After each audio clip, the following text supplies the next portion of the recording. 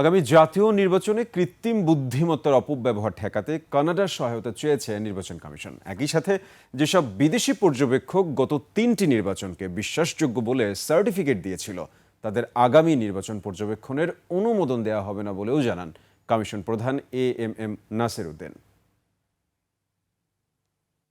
Misuse of AI may be a big threat for us.